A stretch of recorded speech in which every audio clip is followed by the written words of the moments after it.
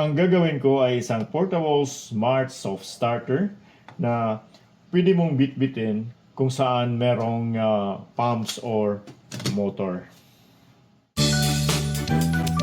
Una sa lahat, mag-subscribe muna kayo sa aking channel para suportahan ito. You may also join this channel as a member to avail of exclusive perks like priority in comments reply and early access or exclusive access to some videos for members only. You can also help fund some projects here by sharing super thanks. Wow! Pinakita ko sa una kong video nitong soft starter, paano ito gagamitin sa ating mga motor o pumps. In-explain ko sa video kung bakit bumili ako ng soft starter. Ito'y para sa aking water pump that I've been trying to plug into my River 3 Plus power station. But later on, I finally concluded na di pa rin kakayanin ng power station ang aking water pump. Kahit na gagamitan pa ito ng soft starter, basta merong kasamang ibang devices na nakakonect din sa River 3 Plus power station. Kaya sabi ko na it's a River 3 minus, di ko na pinilit ang power station na lagyan o kabitan ng aking water pump. Naka-decide ako na dito ko na ilagay sa labas yung soft starter, kaya naisip ko na gumawa ng housing ito kasama na ang kanya accessories. Nag-cut out ako ng board mula sa isang di nagamit na plyboard at nilagay ko ang mga items sa aking portable soft starter. Una kong nilagay ang isang smart switch module, sumunod ang wall socket kung saan dito ko isaksak ang water pump at iba pa tulad ng cooling fan.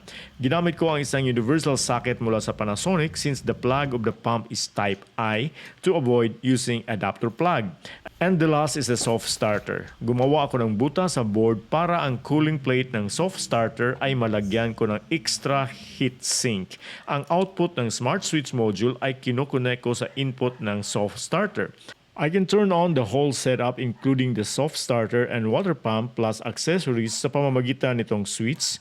Pinili ko ang isang smart switch para aking makontrol remotely on the phone via the eWeLink app plus Google Home and Amazon's A. I can also use the two voice assistants to control the switch. Hey, turn off water pump. Okay, turning off the water pump. Or gagamit ako nitong remote control.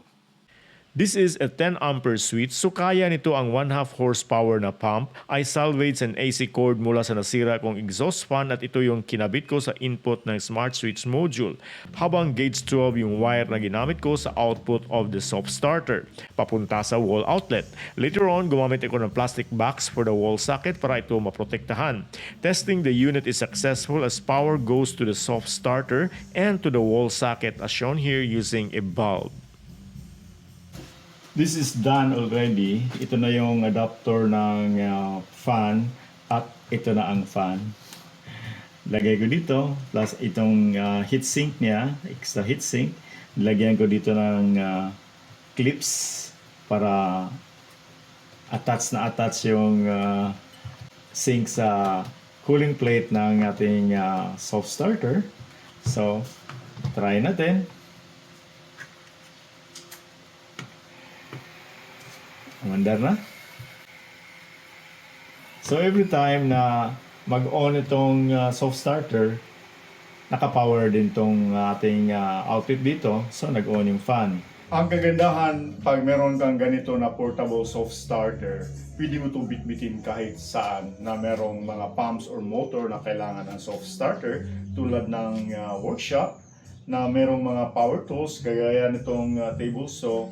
Ito, pag umandar ito, nakakatakot ang start-up nito.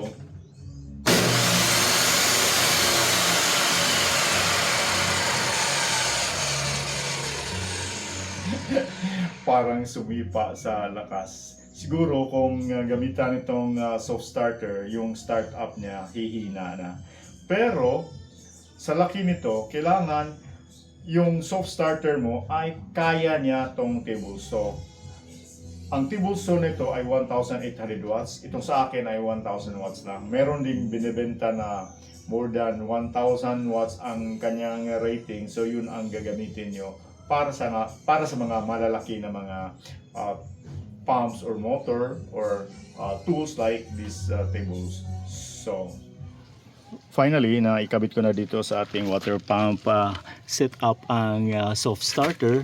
So ito na ang ating plugs. Itong plug nito ay galing dito sa ating pump.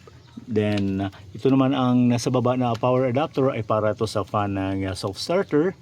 At ito namang adapter nito ay para dito sa solenoid valve. Kung gusto niyo malaman anong purpose nito, paano ito gamitin ang solenoid valve, paki-check sa aking previous video. Buong akala ko na direkta ko itong magamit o masaksak sa ating wall outlet, hindi pala eh. So gumamit pa rin ako nitong kanyang adapter. But anyway, magagamit ko pa rin naman ang adapter nito para dito sa extra na power adapter. So kung meron kayong mga katanungan tungkol ito sa ating setup, pakilagay dyan sa comment section. Salamat, bye!